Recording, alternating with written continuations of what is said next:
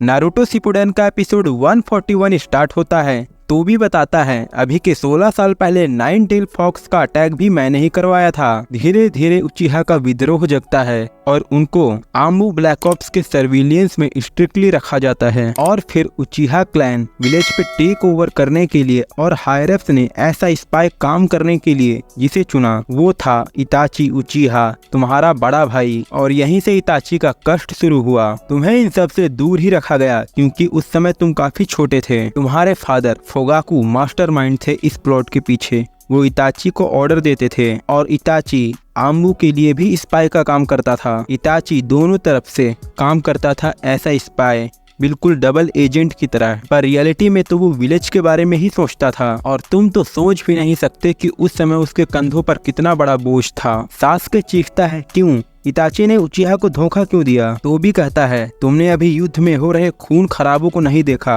तो ये तुम्हारे लिए समझना थोड़ा मुश्किल हो सकता है। थर्ड ग्रेट निंजा वॉर की बात है। उस टाइम पे इताची मुश्किल से 4 साल का था। उसने अपनों की मौतें देखी हैं, एक दूसरे का खून खराबा, चीर हरण, और इसी ट्रॉमा की वजह से इताची को युद्ध से नफरत हो गई। इताची के लिए विलेज की सेफ्टी फर्स्ट थी और विलेज के हायरप्स ने भी उसे मिशन दिया, पूरे उचिहा क्लैन का एनिहिलेशन, विध्वंस, सर्वनाश। और फिर मैं इताची से मुलाकात करता हूँ और फिर मिशन को स्टार्ट किया जाता है और इताची को जबरदस्ती एक रोग निंजा बनना पड़ा। इताची ने अपनी ड्यूटी काफी अच्छे तरीके से निभाई सिवाय तुम्हें जिंदा छोड़कर। और इताची थर्ड होकागे से अपील करता है तुम्हें हायरप्स और डांजो से बचाने के लिए। और वो डांजो को ये धमकी भी देके जाता है कि अगर सासुके को कुछ हुआ तो मैं तुम्हें जिंदा नहीं छोड़ूंगा, और साथ ही सारी टॉप सीक्रेट इन्फॉर्मेशन मैं एनिमी विलेजेस तक पहुंचा दूंगा। सासुके तुम्हारे गोल को रिवेंज बनाकर ही सही, पर उसने तुम्हें ताकतवर बनाया। उचिहा क्लैन हिडन लीफ विलेज का काफी सम्मानित क्लैन है और उसने तुम्हें हीरो बनाने के लिए ही ये सब किया। और साथ ही उसने होकागे से भी ये बोला कि तुम्हें कभी सच का पता न चले। और वो हिडन लीफ छोड़ देता है और मरते समय भी वो तुम्हें अपनी पावर्स देकर गया।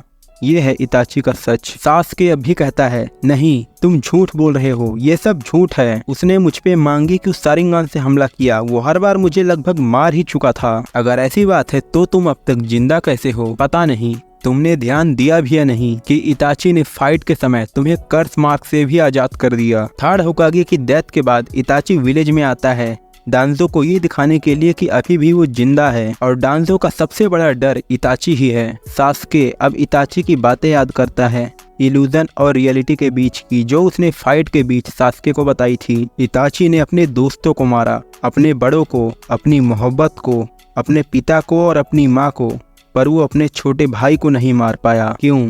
क्योंकि तुम्हारी जिंदगी उसके लिए विलेज से भी बढ़कर थी। उसने सम्मान के बदले अपमान और प्यार की जगह नफरत को अपनाया, पर तब भी इताची मरा अपने चेहरे पर एक मुस्कान लिए। सासुके अब अपनी टीम का नाम हेबी से बदलकर टाका रखता है, जिसका सिर्फ एक ही मकसद होगा, हिडन लीफ की बर्बादी।